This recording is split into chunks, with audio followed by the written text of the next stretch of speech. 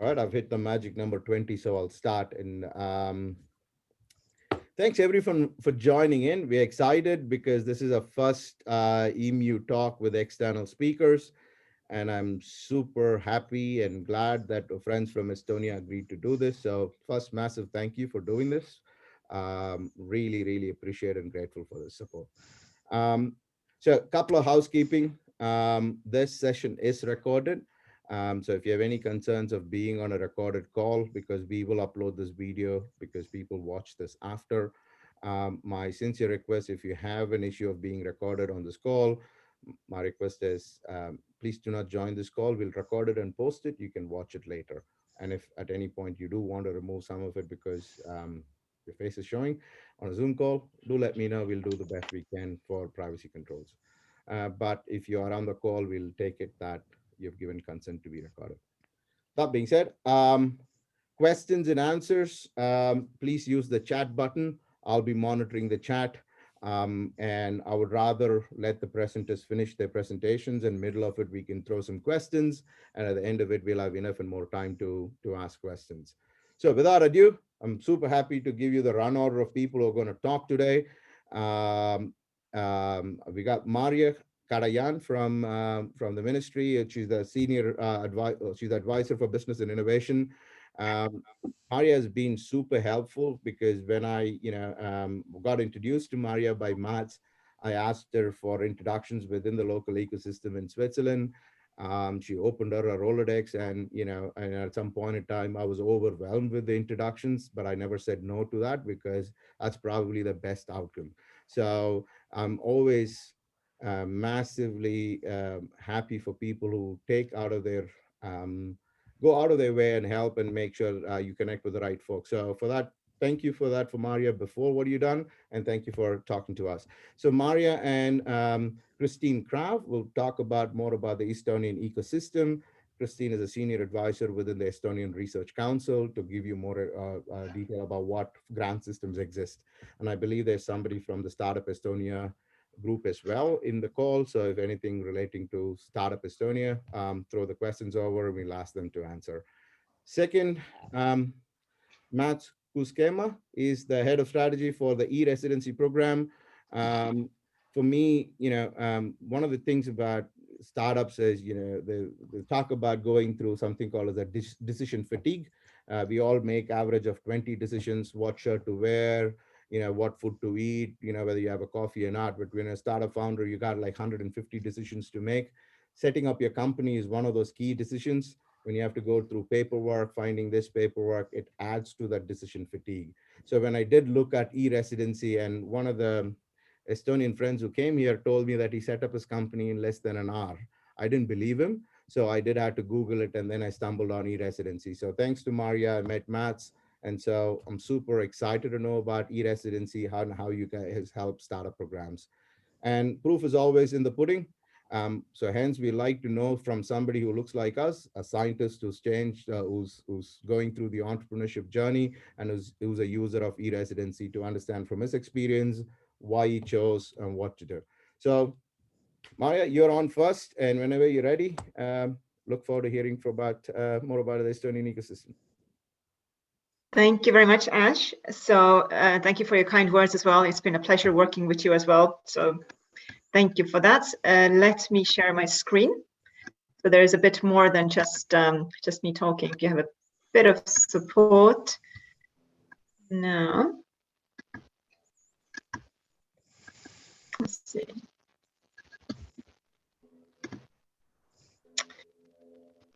Okay, Ash, can you hear me and see the slides?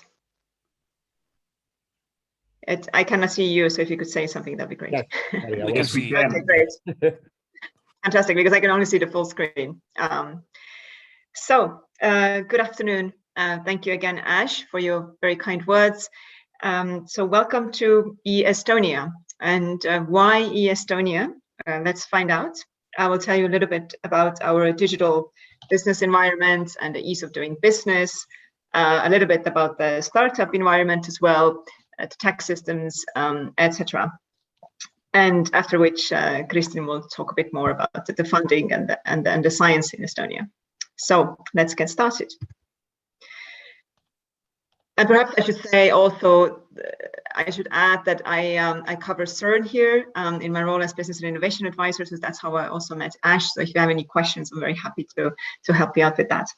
But I'm sure many of you already know where Estonia is, but here is a little graphic presentation about that as well. So it's a small country in the north of Europe.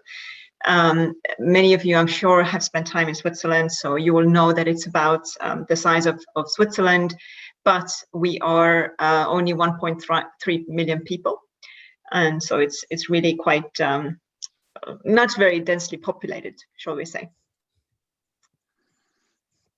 And I know that many of you here are either entrepreneurs, or you're interested in being entrepreneurs, or interested in starting a startup. So I thought I would just give you a little bit of information about the digital business environment in Estonia.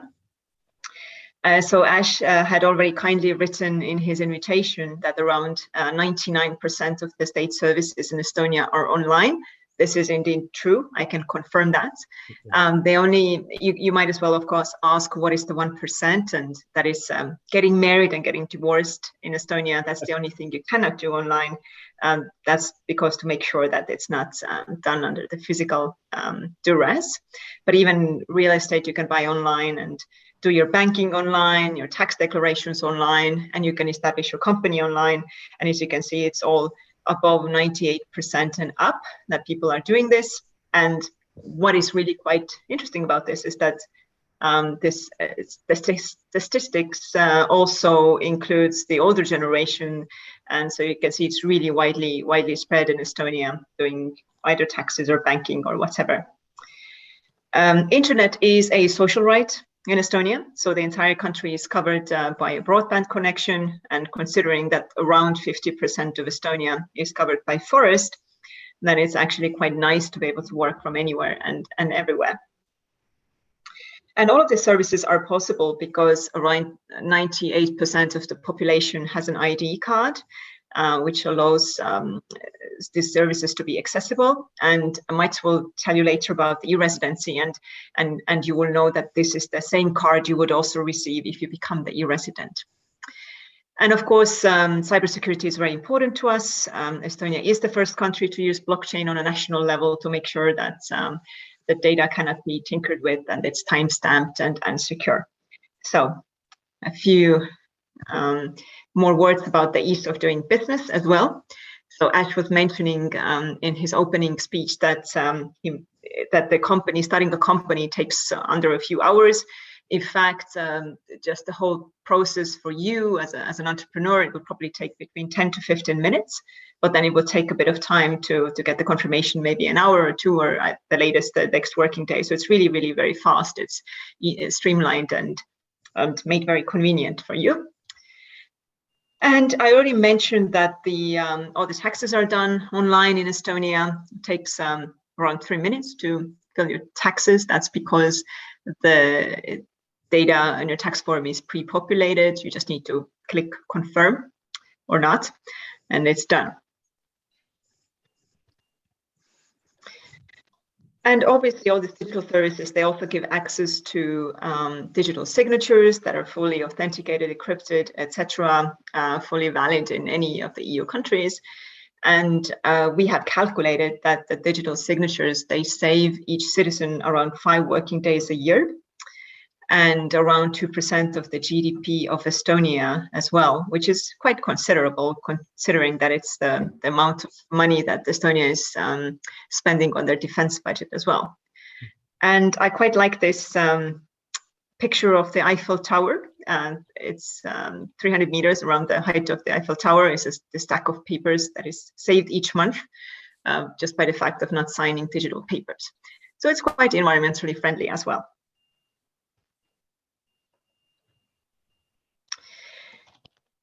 The International Tax Competitiveness Index has rated Estonia #1 in terms of the tax competitiveness. The OECD has also named Estonia as the most competitive tax system in the OECD countries. And I will not go into all of those numbers here in the interest of time, but I will tell you that perhaps this one number to to remember is that there's no corporate income tax on reinvested profits, so it's 0%. It can be quite easy to make your business grow, and you would only pay taxes on when you later take perhaps dividends out. But as long as you keep reinvesting in your company, you don't pay any tax, which is really quite useful. And obviously, we also don't have wealth tax, and the land tax is very low as well, and there's no property tax, so it's quite useful. A few words about the Estonian startup ecosystem. So here I would also like to thank Liisi Org from Startup Estonia. She can maybe wave to you, she's there as well. She's given me a bit of inputs for these slides, and she's also here to answer any questions later about especially the startup visa or anything else. But as I mentioned, Estonia is a small country with 1.3 million people. And so it is quite unique that we have more than 1,100 startups there in Estonia. And it has produced the 7 unicorns, which is one of the highest number of startups per capita in the world. It is quite remarkable. And again, there's lots of indexes and rankings that have ranked Estonia quite high. Index Ventures a few years ago did rank Estonia's #1 in startup friendliness. And perhaps just 1 or 2 sentences about the startup visa as well. It is a visa that would allow the non-EU founders to grow their startup in Estonia and therefore have access to the EU markets, and also for the Estonian startups to hire the non-EU workers or employees from abroad. But again, if you have any more questions about that, you can either go on the Startup Estonia website, or you can ask Liisi, who is here with us today as well. A few more numbers. For the precise number of startups is 1,126, if you're interested. And this is the data from April, but I'm sure maybe it's already changed by now. The startup sector grows around 30% of year. It's really, really quite fast. And every 98th person of Estonian workforce is somehow connected with startups. So you can really say that it's a startup country there in Estonia. In terms of funding, over the last decade or more, Estonian startups have been able to secure 1.8 billion euros of funding, and 90% of them are foreign funds. So that's quite remarkable for a small country as well. And so here are some of the unicorns that have originated from Estonia. And as you can see, there's sort of 2 waves of unicorns. So in the late 1990s or early 2000s, there was Playtech and Skype. And so what happened is that a lot of those founders, they reinvested their money or time or know-how into other startups, which made it grow again. So really, we can say that the reason why the Estonian startup ecosystem is so special is because the founders and the people, they reinvest back into the community, and it has made it a very special place in that sense as well. And we hope that there will be more unicorns coming up in the coming years. So stay tuned. And again, one of the reasons why the startup scene has been so successful is that we do have more than 150 startup support organizations. And this particular page is originating from Startup Estonia website as well. So you can go there, you can have a look in what you're interested in, whether it's the incubators or accelerators or co-working communities, funding, etc. So you can have a look and see what's there. But there's definitely a very good support system. And some of the key players, this is my last slide. I've already mentioned Startup Estonia a few times. You can go on their website and see what's there. The Estonian Founder Society, they also have a very good website and lots of good resources there. Enterprise Estonia, Estonian Research Council, where Kristin is from, and she will talk next. And obviously there are other VCs and investor associations, innovation parks, accelerators, but you will find all those on those websites as well. So that's it from me. I do hope that many of you will start your startups or grow your startups, and that somehow you'll be connected to Estonia as well. We would be very delighted to welcome you there. And yes, let's build the future together. Thank you very much. Thank you, Maria. If anybody has questions, please use the chat button by the time Christine loads up her presentation. So, but if until any questions come up, Maria, so your role, I think you'll have to stop the sharing. Oh, sorry. I thought I had already. Here we go. Okay. Now Christine can do it. So, so your role is now to look at how to connect Estonian companies with Swiss companies, or is it market entry for Estonian companies to Switzerland, or making those connections? So my role now is actually quite broad. I guess my mission would be to connect the Estonian business circle with the Swiss business circle, but also with the business circle of the IOs, so including CERN as well. So, and it's not just about business connections, it can also be about innovation, cooperation projects, digital cooperation projects, really just to bring people together and to strengthen those ties. That's, I guess, widely, that's my mission, but it includes many different practical aspects. Brilliant, brilliant. Thank you. And so to anyone who wants to connect with Maria, either you can directly contact her, or if you are at CERN, if you want to run, to talk with Maria, happy to make the connections as well. Reach out to me. Happy to do that. Very happy. You can invite me. We can go for a coffee or a virtual coffee or something like that. So I'm very happy to do that. Thank you. Cheers. Thanks, Maria. Christine, the floor is yours. Thank you very much, Ash. And thanks to Maria, I am here. And well, normally I'm talking about European funding to researchers in Estonia or researchers wishing to come to Estonia. So I don't really do marketing as part of my job. But when I thought about it, then I realized that everything I do implies marketing in some way, because I try to convince researchers that Estonia is a great place to do research. And with the help of my colleague Siim, we just took a few moments to think about why do we believe, we do actually believe that Estonia is a great place for doing research. So today's presentation will last just a few minutes, and it will not be about details about our grant system. But nevertheless, if you're interested in the grant system, then please visit a specific website that is dedicated to exactly this purpose of telling you how research works in Estonia. So researchinestonia.eu is the website for you, and my colleague Siim is the one who is responsible for that. But as I said, we often think of, why would anyone come to Estonia to do research? And when you ask researchers why Estonia, then sometimes the answer is, well, nobody would like to come here because the weather is not so good.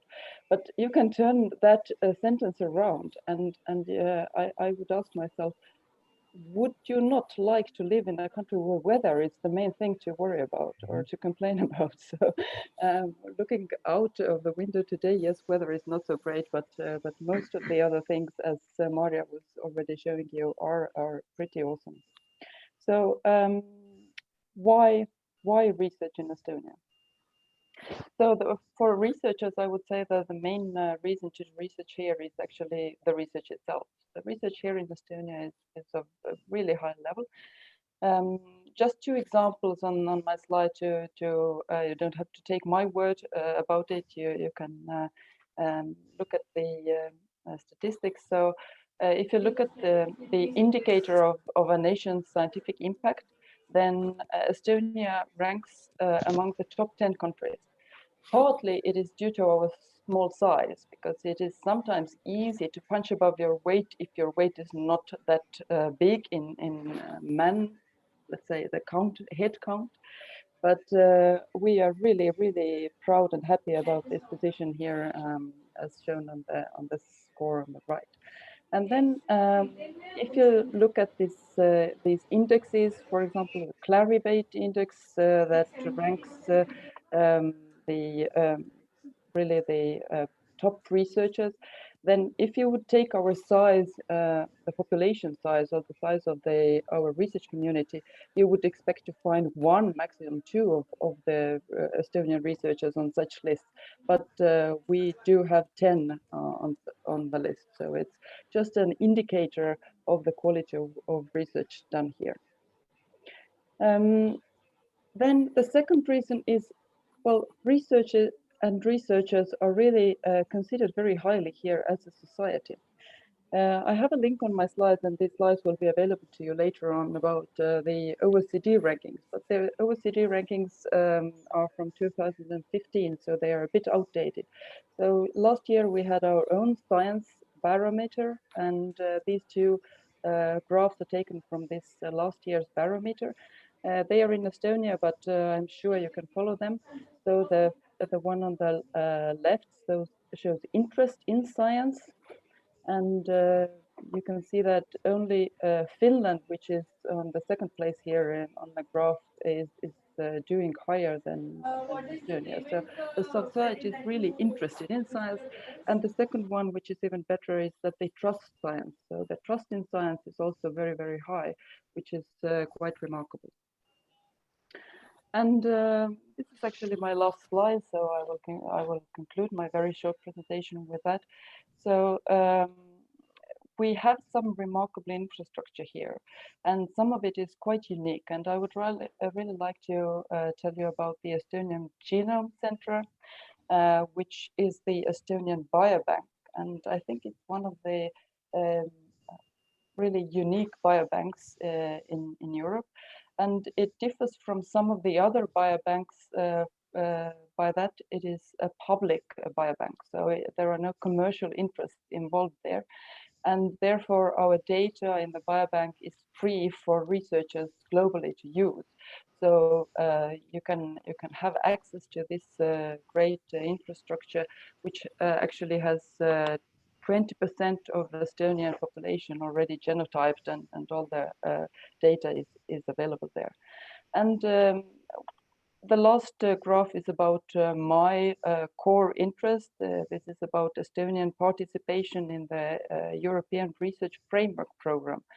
And the graph is from the Horizon 2020, the previous framework program, which just ended. And we are extremely happy that if we compare the income from the framework program per our GDP or per population, you can see that we are number 2 here in the country rankings, and high above the average, both by income from the framework program per GDP and per capita. So if you have any question, I will be very happy to answer them right away or later in the discussion. I will remain here, but I will stop sharing so you can pass the floor to the next speaker. Thank you, Christine. Much appreciated.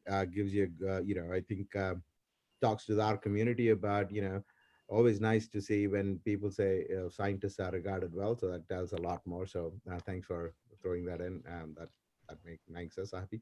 One of the questions I had, if I'll wait for somebody else to type the question in the chat. Otherwise, are there programs which are designed for startups when they're looking at future R&D? Is there specific research support programs for startups? Yes, we have a number of research support for small and medium companies, or well, including startups.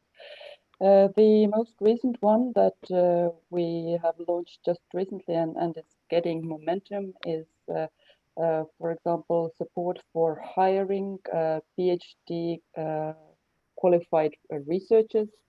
So this, I think, is one of the bottlenecks for young research-based startups, because it is quite expensive and it's difficult to hire people with high degrees, and this is the most recent of these support mechanisms that we handle here in our research council. Brilliant.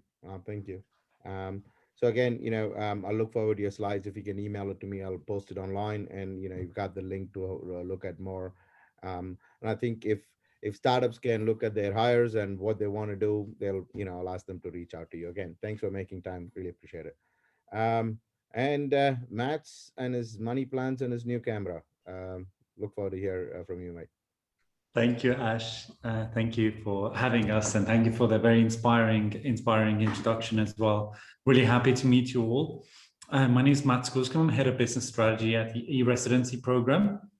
An E-residency program essentially is basically an Estonian government, let's say, test, because Estonia has had a digital governance for quite a while. But e-residency is an extension of that. It's essentially, we're really trying out and then seeing what do we do if we open our government and our digital infrastructure to people outside Estonia. Because by the end of 1990s, Estonian citizens could do almost anything online. Then we felt that, why don't we open this up and see what happens? And we have created this new legal, it's not really technological innovation, it's a legal innovation, because we created a new category for people who are not residents and who are not citizens, but who might still want to participate in Estonia, in the Estonian economy. So what we do, we issue e-residency cards. They look like this. Essentially, it's a smart chip that you get. You can put it as USB to a computer, and with that, you can sign documents and you can establish companies from wherever in the world you are. And the idea is that you never have to come to Estonia for a bureaucratic reason.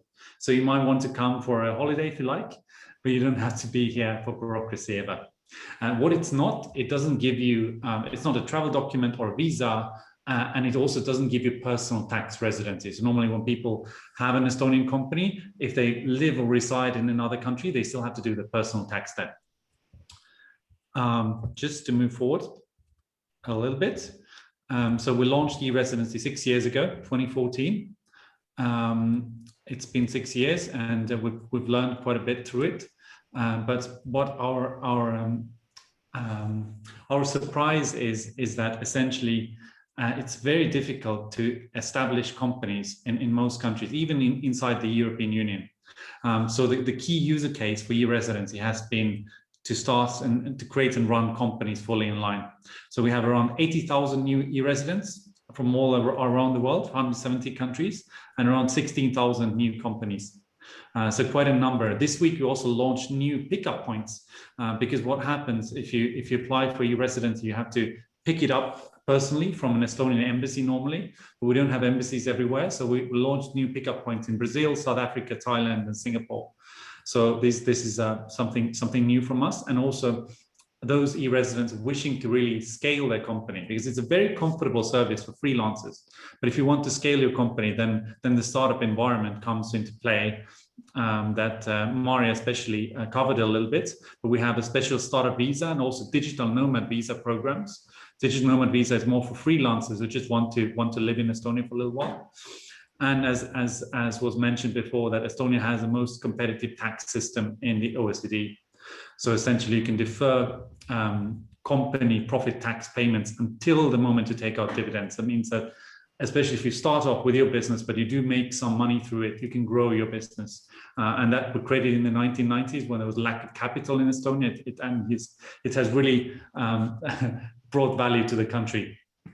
And also Estonia has one of the most advantageous employee stock option benefits. So if you create a startup, all these startup friends, they all have stock options, and in a short while, they can sell them in a very, very advantageous way. So these couple of things to mention, just to compare Estonia internationally, because it's a very small country. I know rankings are, they're never really fully true, but just to see where we're doing well, where we need to work harder. In general, it's quite easy to create and run companies in Estonia. As you see, ease of doing business, we're quite good, and paying taxes is very easy. There's some measurement that says that we are the OECD's most efficient tax collector. So we spend the least of our GDP to collect tax. It's just very easy to do. Personal tax declaration, it takes like 4 minutes, essentially. You don't have to, you just press some buttons and add some numbers. And we don't need tax advisors in Estonia ever, because it's so easy to declare tax, also for companies. We do need bookkeepers though, for a little while. Tax competitiveness, we're doing very well. And corruption, relatively well. If you look at former communist countries, Estonia is ranking very high. On rule of law, we also have a very independent court system in Estonia that is functional. Why that's important is that scientists would ask, is my intellectual property safe in Estonia? Yes, it is. This is the journey. If some of you want to feel like, let me try this out, let me become an e-resident, please do try this out. You just have to go online, apply for e-residency. It's like buying a plane ticket, maybe putting a little more information there. Then the police will get back to you, will ask you about your plans, your ideas, and then they will confirm it, and you can pick up your e-residency card. It doesn't really oblige you for anything. You just have access to Estonia, and you can sign documents. You can start a company at any moment you like. Then what you need an Estonian service provider to give you a contact person and an address in Estonia. So the contact person is not a local director, but it's someone who will be a communication between you and the government. If the government wants something, they will get in touch with that person, essentially. Gives you an anchor, your company a little anchor in Estonia, essentially. And then you will need, then you can set up a company online, as Maria says. Could take 15 minutes. Mostly people actually spend much more time thinking the name of the company than actually setting it up. And then you will need a business bank account. So most e-residents are pretty happy to have a fintech company, but we also have an Estonian banking partner to work with.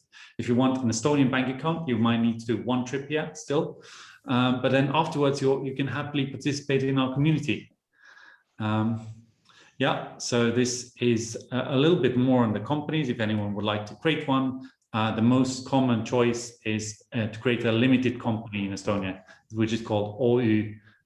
Pretty easy, easy to work and function, very little bureaucracy there.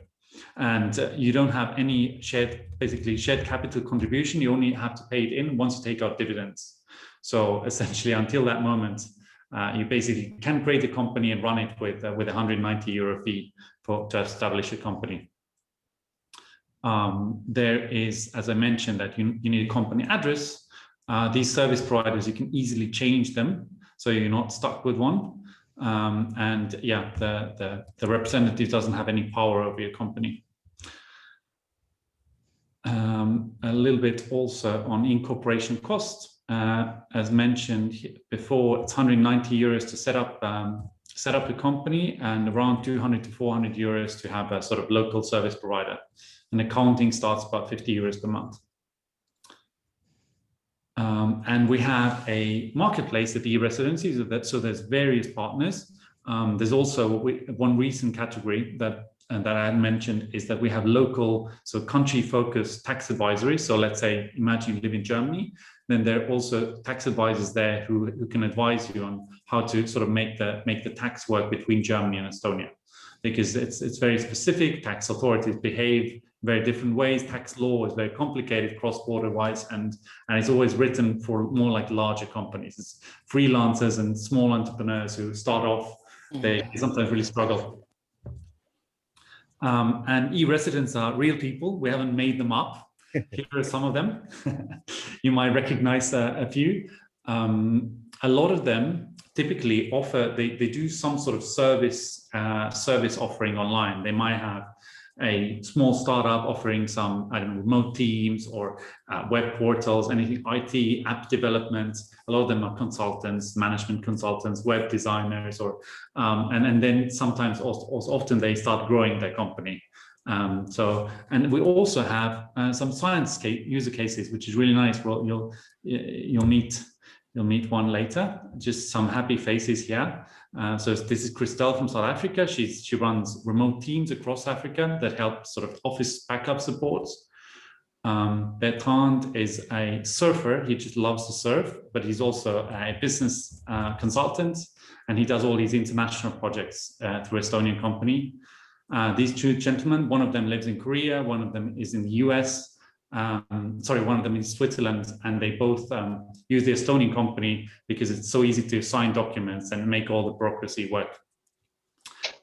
And then Alagan has a startup from Sri Lanka, and he does all these international clients and international payments through the Estonian entity. And Fabio is a digital nomad, as we say. He just loved to travel. He left Italy, and he's always in a new country whenever we speak to him. And he's a marketing professional. And also, we try to work with with scientists a lot. So we also had this week a little news. The Director General of the European Space Agency became an E-resident. And we would love to make one of the cosmonauts also E-resident, but then the trouble is that you have to get the card up there, so it's trouble. We're working on it, still working on it. But always happy to engage with science communities. If some of you want to sort of stay in touch, here are the sort of next steps. Apply.gov.ee to do the application. You can sign up for the newsletter of E-residency if you're interested for a start, not sure. Marketplace, you can find service providers, talk to them, find your suitable one. And here are also resources, our knowledge base, and we have a business guide, blog, lots of stories, and lots of sort of things to look at if you're interested. And that's it for me. Thank you very, very much. Look forward to an interesting discussion. Thank you, Mats. Look, so I had so much a question, so I don't want to hog all the time before Santiago loads his presentation. But if there's no other questions come up, I'll definitely ask you one now. But by the time Santiago shares the screen, so if you have 80,000 e-residents on a country of 1.3 million people, you pretty much increase your population by 6% by opening it up to outside people, right? That's phenomenal. One of the things I wanted to ask was more about the marketplace. How do you guys design the marketplace? Who's there? Who's in the zoo? And can you just talk quickly about the marketplace, please? So yeah, absolutely. So e-residency sort of started up as a sort of idea from a hackathon, more or less. So we just set it up, and the whole business ecosystem, we build it brick by brick later on to make the service better for e-residents. And marketplace, yeah, the idea is that these are all vetted partners by us. They've all worked with e-residency customers, and they all have a sort of niche. But we do try to expand our, let's say, horizons from there, because sometimes e-residents want to have, business development partners, for example. So we're essentially building an international business community, and we want Estonia to be like a little app between it to connect it together. So it's a mission that is not accomplished. Lots of work is going to go on, and we hope to build it much bigger and more interesting. We also have a company list where e-residency companies can all put themselves up, and sometimes refer clients to each other from various industries. So the different initiatives that we're trying. Awesome. So you pretty much run as a startup. That's awesome. So without ado, Santiago, the floor is yours. Super. Thanks, Ash, for inviting me and for organizing nice meeting here. Oops, I go back. For the nice organization. So hi everyone, my name is Santiago, and I am the Managing Director of Scale Nanotech, currently calling from Cologne, Germany. And I am, of course, an e-resident. So today I will explain you, or I will share with you a bit the story of Scale Nanotech. That is at the end story of a non-conforming scientist, which is myself. And that's why maybe we should start with a bit of my background, so you understand from which angle I come. Like most of you at CERN, I got also my academic background. So I got my degree in physics, another degree in electronics, a master in nanotech, and did my PhD in applied physics. In particular, I studied graphene microelectromechanical systems, like the one you see on the right. Basically, we were using these graphene movable sheets, membranes, to use them as pressure sensors, microphone, or speakers, but also as pixels in a display, which I will come back to that later. And as an early stage researcher, I think you may agree with me that we are like nomads. That's a bit a coincidence with the philosophy of the e-residency and the digital nomads.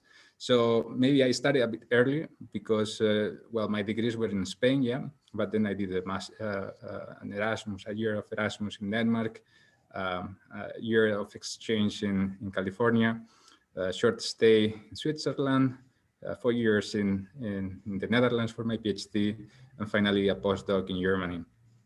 So yeah, quite academic background. And yeah, I believe of myself to be many things, but probably what we for sure have in common is that we like to make an impact, and we are driven to bring the future to the present. So that's something that that probably drove us to become scientists and researchers.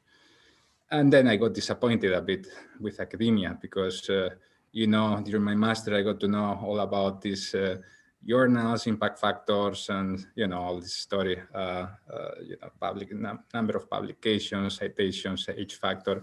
And that didn't sound like what I had in my mind a scientist should be. You know, I got this romantic idea of doing science, the guy that goes to the lab and you know, shares knowledge, and, you know, it's not quite like that. It's more like, you know, apply funding, get more papers. So it's a bit of a business, but not quite, because at the end, I think the profits don't go that much to the scientists, but to journals to start with. But okay.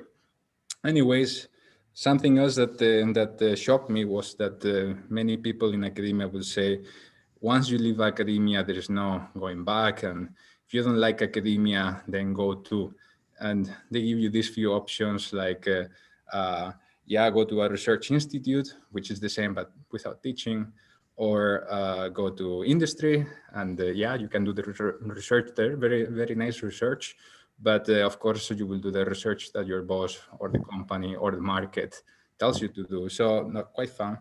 And the last option is making your own startup, but that comes with a lot of risks. And in my particular case, I had to decide where I wanted to make a startup. And while there are nice countries like USA, Switzerland that are very nice for you know, like investment and high-tech startups, they tend to compromise a bit the social, you know, the healthcare and stuff like that. But then on the other side of the table, you have Germany and Spain that they are good at social matters, but then, you know, bureaucracies, and so they are terrible. So yeah, then I thought a bit, you know, can we make a different strategy? Can we make a new concept, the way of the science entrepreneur? And differently, we could say, what would we need to allow a new Newton or a new Feynman to happen again? Because those guys have had a lot of freedom, and while one was a bit naughty, the other one was just hiding in a cave and didn't want to share anything until he had a book. So, but still, they created a lot of impact, and nowadays they will not get a nice H factor, I think, H index. So, you know, but ultimately, what brought me to have these ideas was that my ideas, my projects, and my IP are all mine, and I don't want to let other people, third parties, to decide on them, especially not why I should do it and with who I should do it. Everything is up to me, with full risk, of course, but my stuff. And that's how Scale Nanotech was born.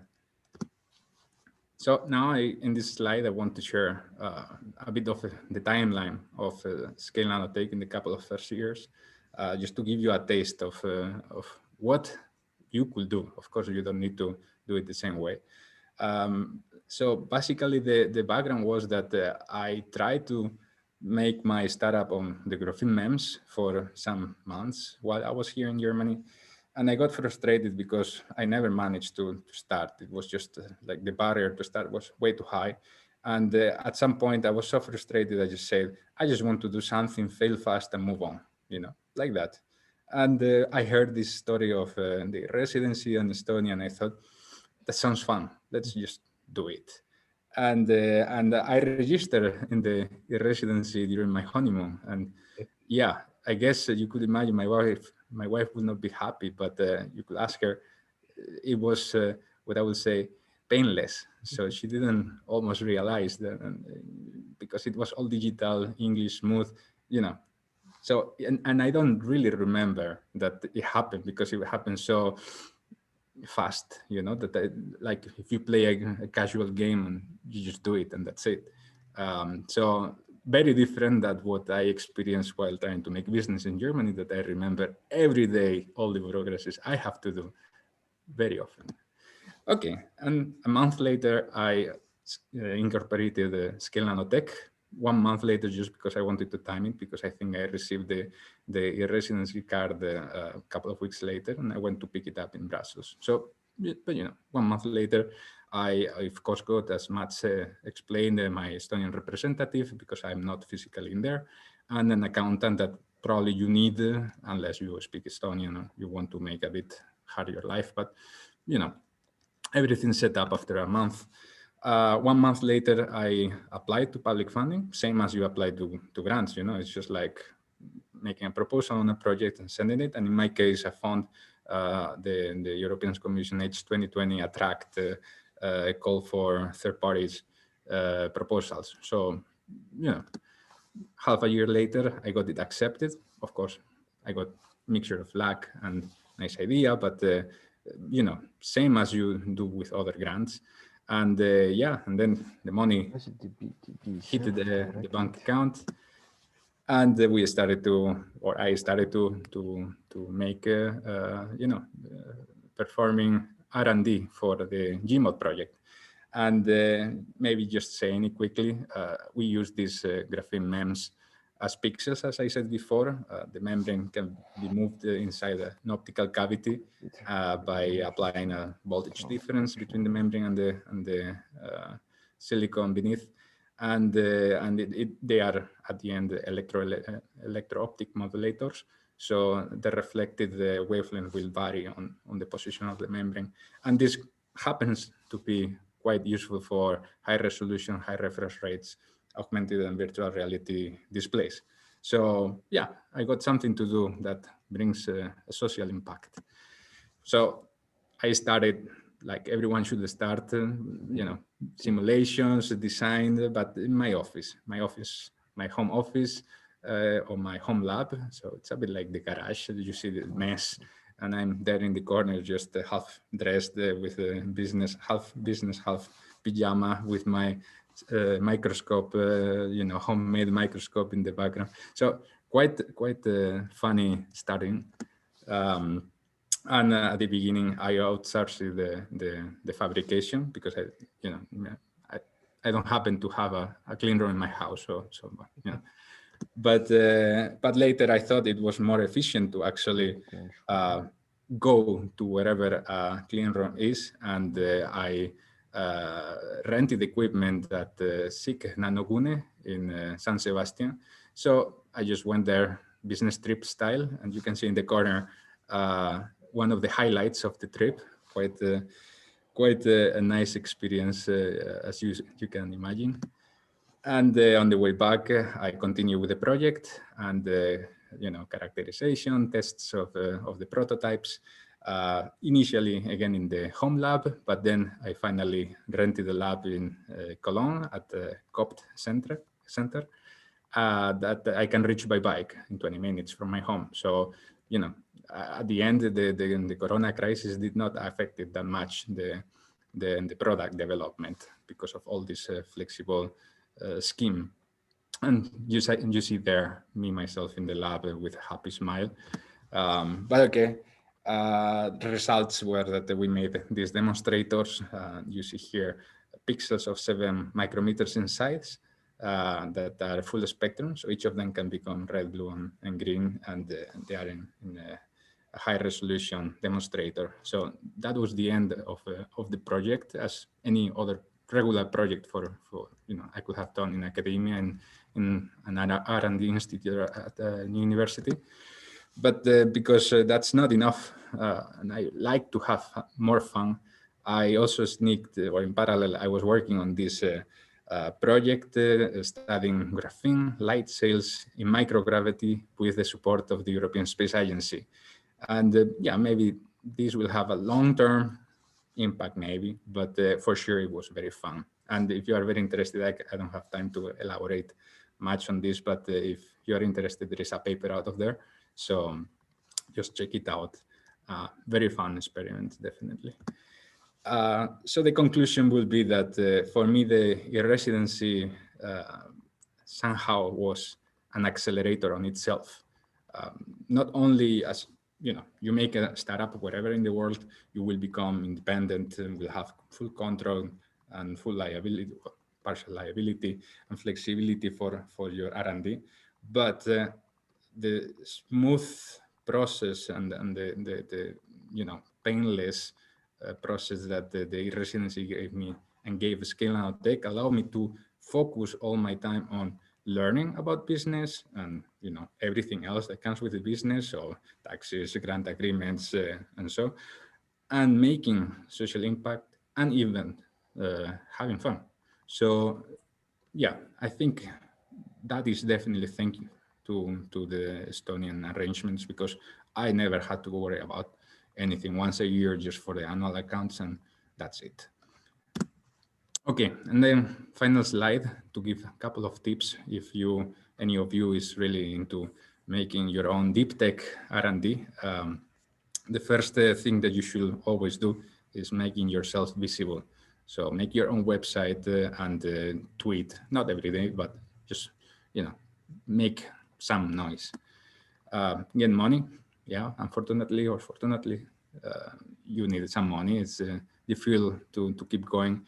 And but maybe you can try with some cascade funding like Attract. So look for small projects of a year that can fund in full your project, and of course pay attention to the minimis aid limits and things like that. But yeah, of course you can also apply to academic grants. Many of the academic grants that you will not believe that you can apply as a for-profit company.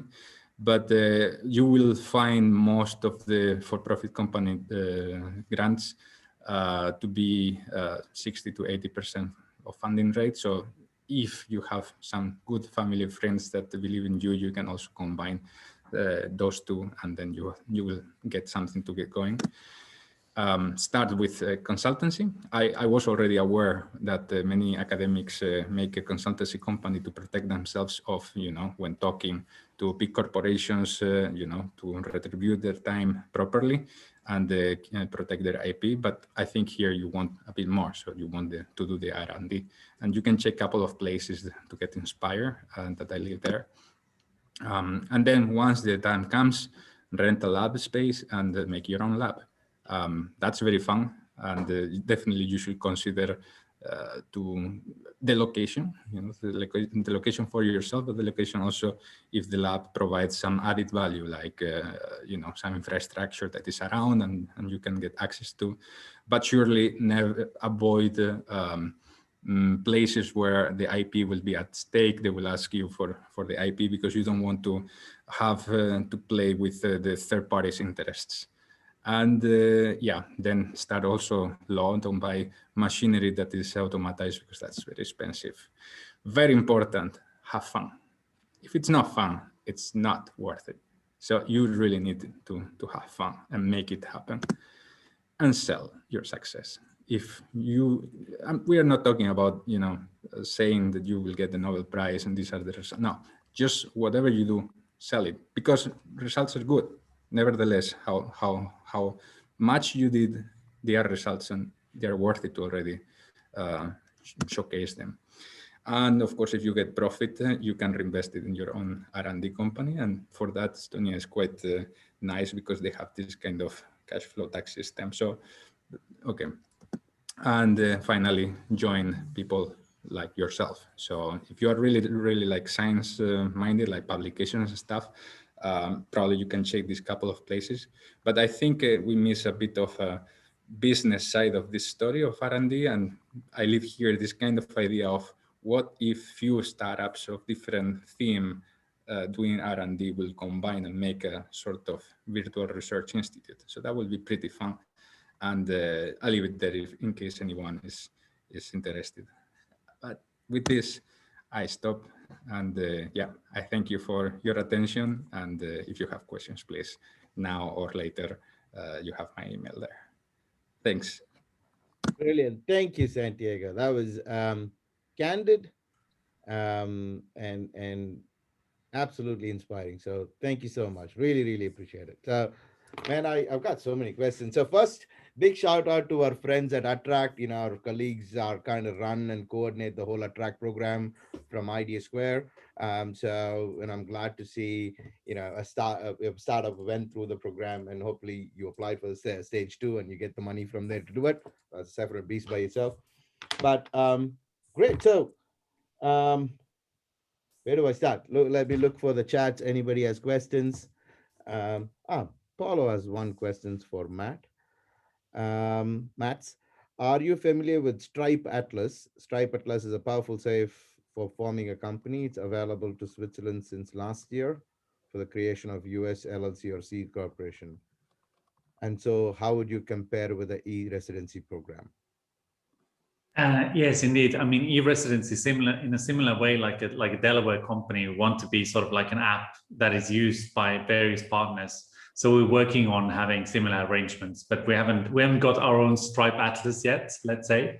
But e-residency as such on its own, it on its own as an app, it does work out, as we have around 80,000 people sign up for it. So, but yeah, work continues, let's say. Cool. Thank you. So I reckon, so from that perspective, this Stripe Atlas is to create US company sitting from Switzerland, but then you also have to pay US taxes for that, right? Okay, so anyways, I'm not talking more about US, I'm more talking about Europe, but thank you for the question, Paolo. Good to know about Stripe Atlas too. So now the whole tax part of it, I just want to go a little bit more about tax, because nobody likes paying that. So just more to say, you know, when you say the profit is not taxed if you reinvest it. So till you actually take money out, i.e., you sell shares, is that when the dividend kicks in? Just to get understanding. So if I never take the money out till somebody buys me out, I never pay tax. Then you would pay tax only at the moment that you actually do the sale of the company, right? When the company valuation grows. But in a similar way, yeah, anything you keep on the company, you can even keep funds at the company account technically. If you don't take it out, if it's sitting there, it's not taxed essentially, but you have to declare it, that what's going on there. Yeah. Okay, awesome. That's phenomenal. Um, by the way, Santiago, if you want a PhD student from an Estonian research institute, please talk to Christine. So she said there's a program, so I thought I'll connect you both. Um, um, Now, look, I think what you said resonated a lot with us, because, you know, we want startups being created by founders who can make this leap, right? What a few things which we said, which absolutely I want folks to think about is, you don't need to set up a whole lab to do it. You can rent a lab. You can test all of this as I can't do this because I don't have a microscope. I can't do this because I don't have a clean room. Rather than how do you make it happen? So um, where did that trigger from for you when you went through this process of, look, okay, I've got this grant, I need to do this, I don't have a clean room? What was the next step that you went about finding these? Well, definitely, I was indeed in the need of finding the resources. Not that it was because of the funding pressure, but more because of my desire of getting progress in the product or the prototype development, because I'm pretty passionate about what I came up with.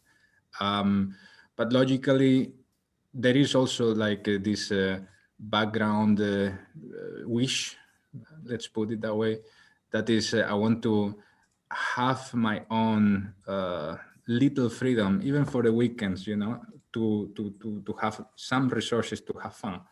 And yeah, that sort of combined with the need of actually having to provide the results for the funding brought me to this mixture of renting a bit and getting a bit of consumables and then building something by myself, and everything worked. All right, brilliant. And I also wanted to give a shout out to Mate Mundul, who's joined. Mate, thank you for joining. you were my first Estonian friend, and thanks for all the introductions. So okay, Anirudh, question. What about the taxes on director salaries? Basically, personal income tax for e-residents. Do they have to pay tax in Estonia along with their home countries if they're not living in Estonia? And does Estonia have any DTAAs with any countries? So yeah, we have double taxation treaties with, I believe, something 50 or 60 something countries. So quite most of the OECD is well covered. I would say most of these agreements actually, they see that directors' fees is something that is taxed in the country where the company is registered. So these would be typically taxed in Estonia on this, and it's a flat 20% income tax on this in Estonia. But essentially, it's the same tax that you would pay on dividends if you're in the company. So not much difference there as such.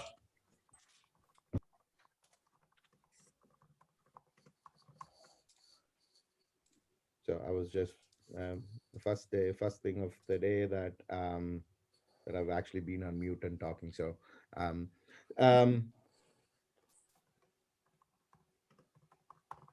okay. So my other question is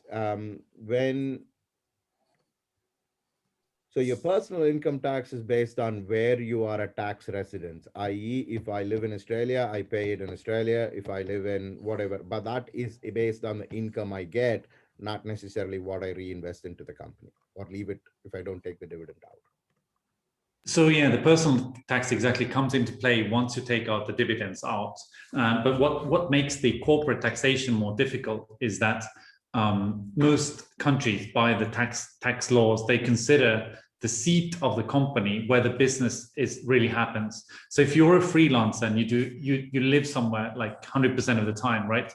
And all your business happens there, your clients are there, or you sell something very physical locally, then the local tax authorities might want to tell you that, look, you have to create a permanent establishment of your company. And that means the permanent establishment means that any business that happens very locally is taxed in a local country. So that means that even with Estonian company, in some cases, you might end up being taxed in, let's say, Germany or France, if you're really very, very locally based there. But the more international is the company and the setup, the more, of course, it's easier to also do the tax in Estonia. Most e-residents, they really do want to do that, essentially, because it's an easier system. They save time. It's not only about the tax numbers in the end, but it's about the amount of time and bureaucracy, they say.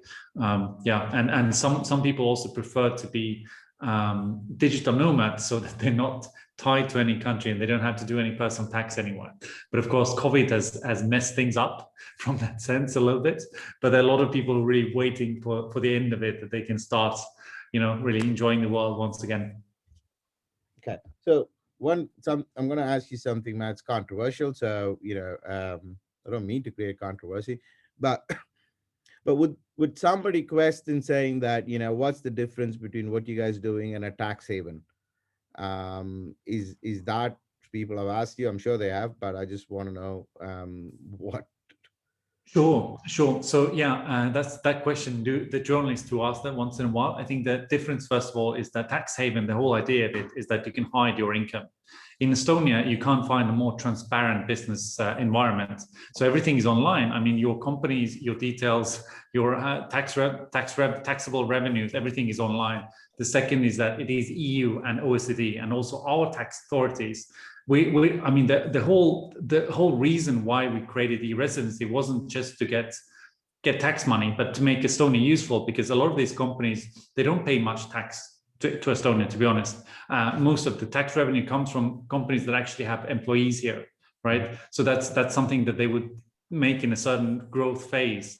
And we definitely don't want people wrongly to pay tax here. Nonetheless, people want to use one of our best business environments. So what we have for that is really very good tax advisors that they can look into, and also our own tax authorities. They sometimes tell people, look, you should pay tax in country X. But yeah, the general rule is that the more Estonian connection you have, the more also you can enjoy our business environment, right? So sometimes people do hire a person in Estonia. They create a little office when they grow. So yeah, I would say that we definitely don't want to be a tax haven. Yes, man. Thank you. So I'm not getting more questions, so I'm going to ask all my questions. So anybody else, please, unmute yourselves. We've got another 20. Yeah, go ahead, Santiago. I got a question, actually. I don't know if for Mats or for, well, Maria, but this recent news that Biden wants to make corporate tax, for all the companies in the world, and the European Union seems quite happy. How is it going to affect the Estonian, e-residency concept? Because at the end, I believe there is also a conflict with this cash flow tax system of Estonia, and I don't really know if this is going to be a big deal or not. Sorry, can you elaborate on the cash flow tax system? What do you mean exactly? So to my understanding, the cash flow system is that whatever comes in, you don't pay income tax as a corporate entity, right? So differently than in Germany, for example, that whatever money comes in, you already pay an income tax, and then, if you pay yourself, you also pay an income tax at the personal level. But now what I understand that Biden promotes is that there's gonna be this,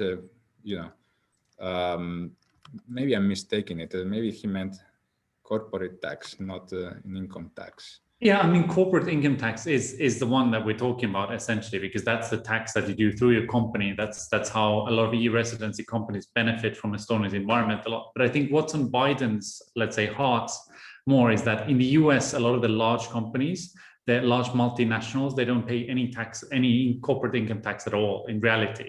And often they have base in Ireland or Netherlands, for example, but not really in Estonia. So Estonia is not really used by large multinationals to sort of, for tax reasons. It's a paradise for a freelancer. And if you look at the whole, I mean, Estonia actually gets not so much direct tax revenue from them either. That's not the goal either. I mean, at some point they do exit, or they do take out dividends, but they often actually grow still. E-residency is 6 years old. A lot of people are building their pension fund through the Estonian company as such.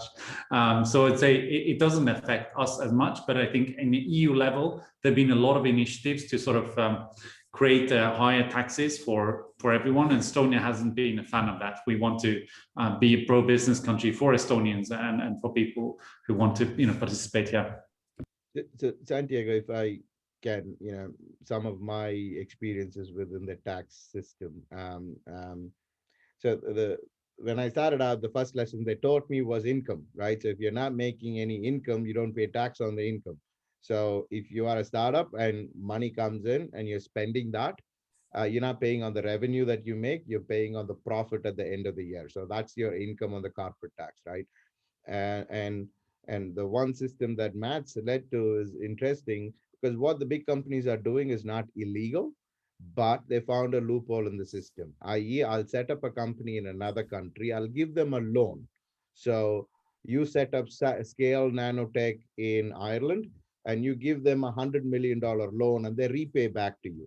So that way, it actually takes off the revenue. It's not profit, although all the money gets billed in, and they're repaying all of the money that they loaned it to another company, although it's the same thing, right? And so it's like you giving yourself a loan, which is not legal, but that was a tax loophole, and they used it a lot. So that's why you find a lot of Singaporean companies for big, large corporations, for Southeast Asia, because then they loan the company. So that's where Biden and everybody else wants to fix that, is because you are giving yourself a loan, you're charging yourself a loan, and you're paying that money back, and you're not paying taxes.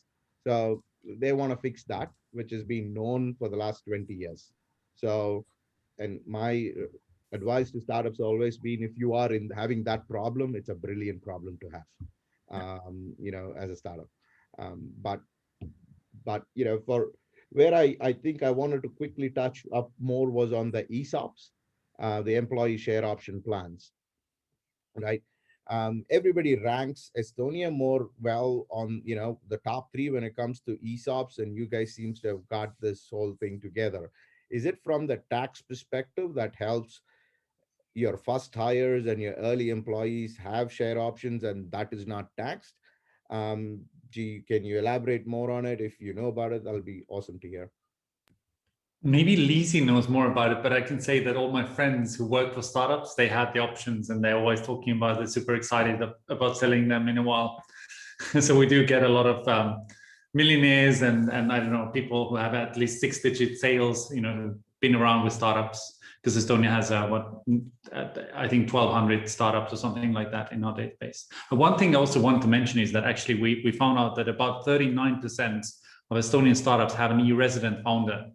So there are people who use that option, and then they sort of get a base here slowly, and they use that Estonian entity as well to grow.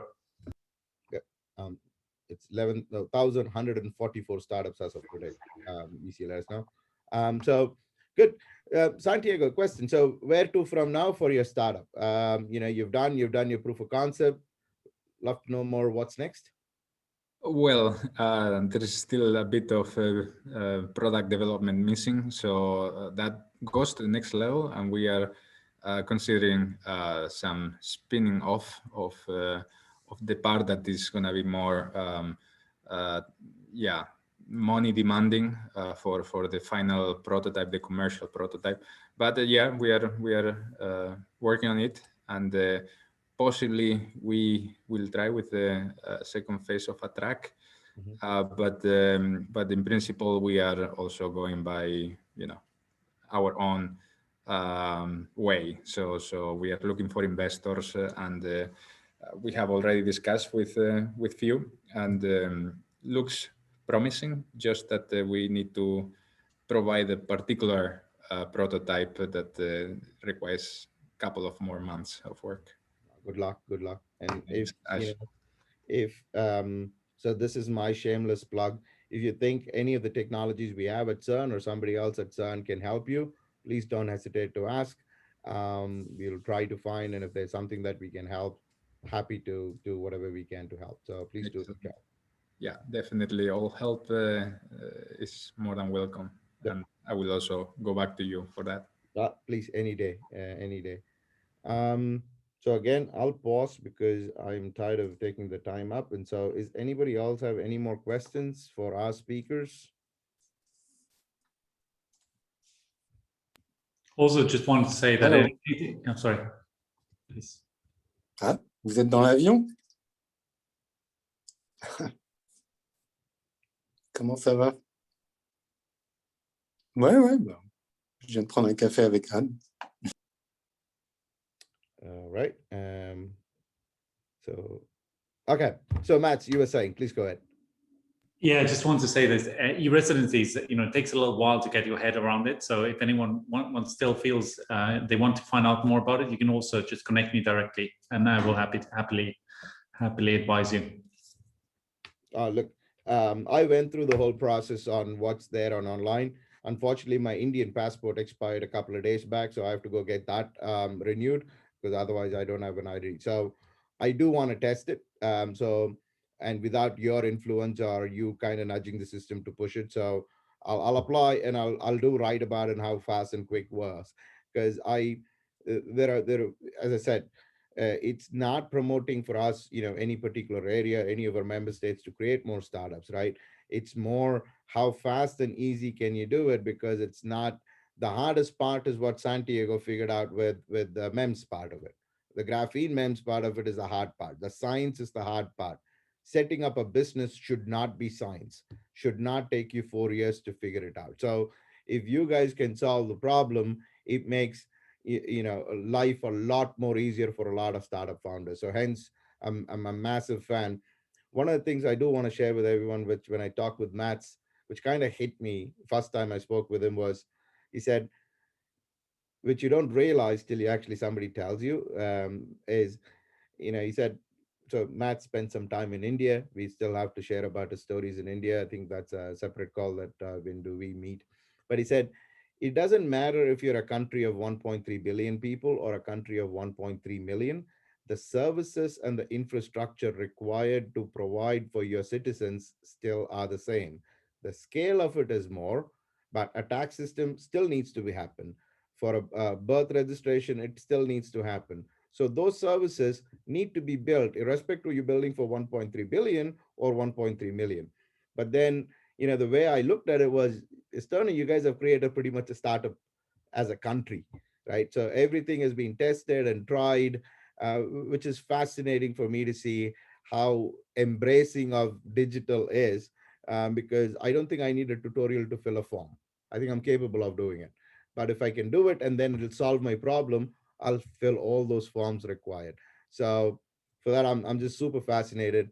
I hope we can try more of e-residencies here. And I look forward to having those conversations where in a year we can look at it and saying how many founders set up, how many got e-residency cards. I know that you're working on to get more pickup points around here in the area. Hopefully that works out, that we can go to Geneva and pick our e-residency packets. I'm sure Mario was working on a magic to get that done. But look, I think we're dried out of either questions, or is it Friday evening? People are ready to sign off. I'm sure there'll be more questions coming up, and then we'll direct to you. But again, from us at CERN Entrepreneurship Team, thank you for making time. We really, really appreciate it that you've taken time and talked to us. Thank you, Ash. It's Thanks, a pleasure. Ash. Thanks, everyone. Have a nice weekend, everyone. Stay All the safe. best. Bye. Bye.